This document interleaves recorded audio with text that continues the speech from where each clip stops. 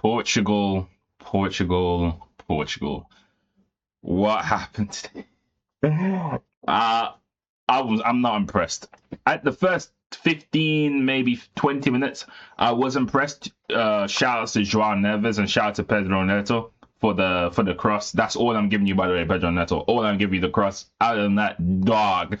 But shout out to Joao Neves. Once again, best player on the pitch, or best player for Portugal anyway. I don't even think it's the best player on the pitch, but it is what it is. He got the goal early on, and you're thinking to yourself, wow, this might get ugly for DR Congo.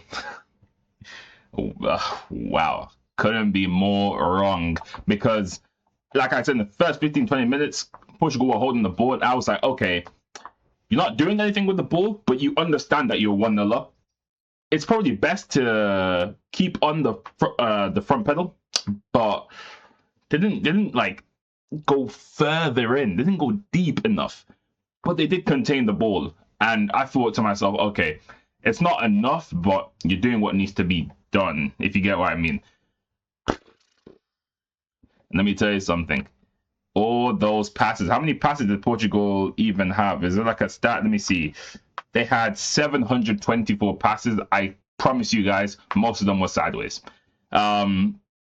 It was very poor. And then obviously DR Congo get a fantastic Wisa header goal. He's now scored the same amount of World Cup goals than he has Premier League goals. Make that as you will.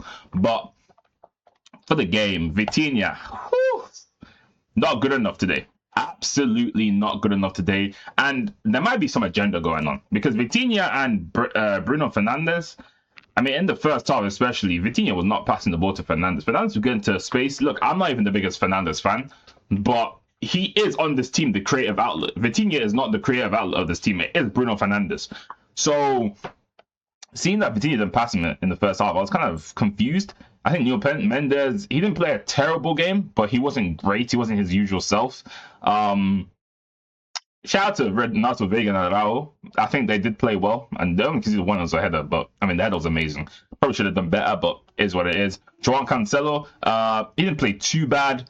This guy, though, oh my God, worst player on the pitch in the first half. I do not care. Irrelevant. Absolutely irrelevant. But obviously, with Portugal, the number one talking point is unfortunately Cristiano Ronaldo.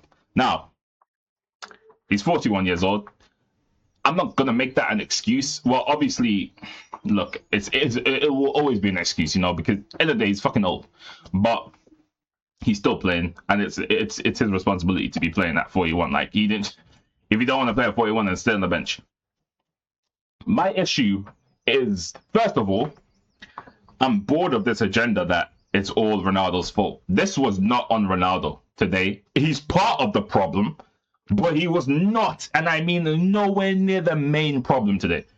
However, I will say with Ronaldo, you're basically playing with 10. I understand he's occupying the space, and I understand he does drop deep, but you can clearly tell he's not even the same Ronaldo from 2 years ago, or even 4 years ago, sorry, in the World Cup. Because that World Cup Ronaldo was just running. Now he's not really running that much. He's kind of like a Paul cone who transforms into Ronaldo in like brief moments. Like, I don't want to make a comparison, but this is like, I don't know if you guys read God of High School. This is like Mori Jin when he was turning to Wukong for like a split second. That's how it was. Well, no, Mori Huey even when he turned into Mori Jin. And he could only sustain it for a certain amount of time. That's Ronaldo. Ronaldo is Maury Huey right now. That's how crazy it is. But not Maury Huey. What the fuck am I talking about? Maury Dan, not Maury Huey. Maury Huey is it's the clone. Sorry, Maury Dan. What the hell am I talking about? Anyway, I'm getting too shy to God of High School. It was not on Ronaldo today, but he is part of the problem. I will fully admit that. Me being a Ronaldo fan, I'll fully admit he's part of the problem. However, they were not looking for Ronaldo that full game, and nobody will tell me otherwise. Hit that chance where Constance out, fair enough. He came on and he did well as the best attacker. I mean, realistically, you know what I mean. But he made a beautiful cut-through pass, cut-back pass. And to be fair, Ronaldo should have left it for Bruno, because Bruno probably should have scored that, and he would have scored that. But I would have been just as frustrated as Ronaldo that whole game, not getting any service, correct service anyways. I would have done the same. I would have stalled that, snatched it, but obviously he shouldn't have.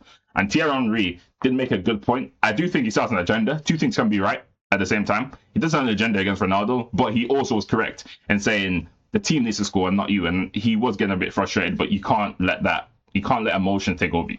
For Consenzel came on, did all right. And Liao, we all know about Liao. But DR Congo, fair play.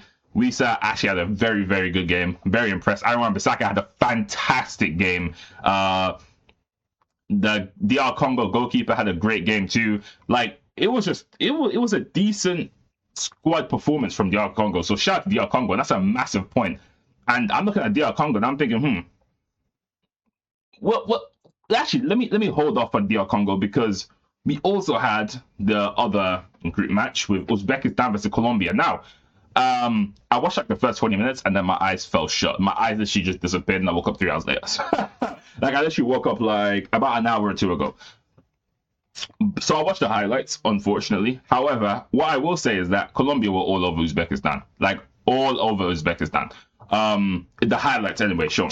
I think, no, there's no I think. Colombia they're amazing. And shout out to Colombia's atmosphere. Holy crap. And I was watching the highlights.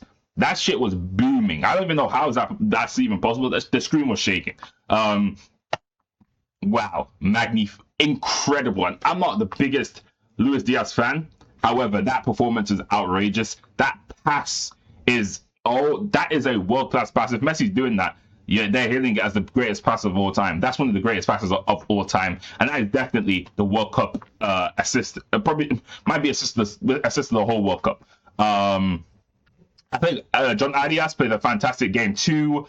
Lerma played well, like I said in the highlights. James, why I keep calling him, I always make a joke calling him James, obviously James Rodriguez, but I call him James because it's just funny. I didn't really see too much, but once again, guys, I watched the highlights, so take it with a grain of salt. Munoz, Crystal Palace, obviously right back, got the goal. It's a fantastic goal too. It's a fantastic shot. Like, I don't know if the keeper maybe should be doing better. Maybe he should be doing better, but it's a flash shot, bro. Like, I don't think he would really be saving that, but it is what it is. Davinson Sanchez looked like he had a pretty good game. And the second goal, once again, it's just brilliance. Puerta passes it to Luis Diaz, cuts inside on his right, and fizzes it in. Obviously, the keeper, once again, maybe should have done better, but it is what it is. Colombia crowd rocking. And then, shout out to Juan Hernandez. Just shout out to Juan Hernandez. That third goal is incredible. Like, incredible. The hustle this guy did for that goal, incredible. And you know, I just realized I haven't been speaking through my mic the whole time, so apologies for this video. I'm going to be using my headset mic. I am an idiot, but shout out to him. The hustle was amazing. The cross was beautiful, and Campas scores to make it 3-1. Obviously, I missed the goal they scored. It was a tap in. It was a fault from Colombia, really. They got I don't like saying lucky goal, because it is, end of the day, he's hustling. He's there at the right moment. So Uzbekistan got their first ever World Cup goal. Shout out to them. And to be fair, one of the players did hit the bar from distance in the last minute, and that could have been crazy scenes. Just to get a screamer like that for your nation would have been amazing. But Colombia 3, Uzbekistan 1. The table's looking like this. Colombia on top, and now I'm kind of worried for Portugal, because Colombia, way. I'm looking forward to Colombia versus Portugal, but obviously right now it's Uzbekistan versus Portugal, Colombia versus DR Congo. That's also going to be a very, very good game. This group is very underrated for great games. I can't wait to see, but I hope you guys enjoy. Let me know down below if you guys think will come out of this group alive. Probably, we all know Uzbekistan's probably going to get eliminated. Sorry, Uzbekistan fans, if there's any that's watching this right now. Let me know who do you guys think will finish first, second, and third. Make sure you guys subscribe, make sure you guys like, make sure you guys hype, make sure you guys do all of that. And next video, I will actually put my mic in. Sorry guys, and I'll catch you guys next one. Goodbye.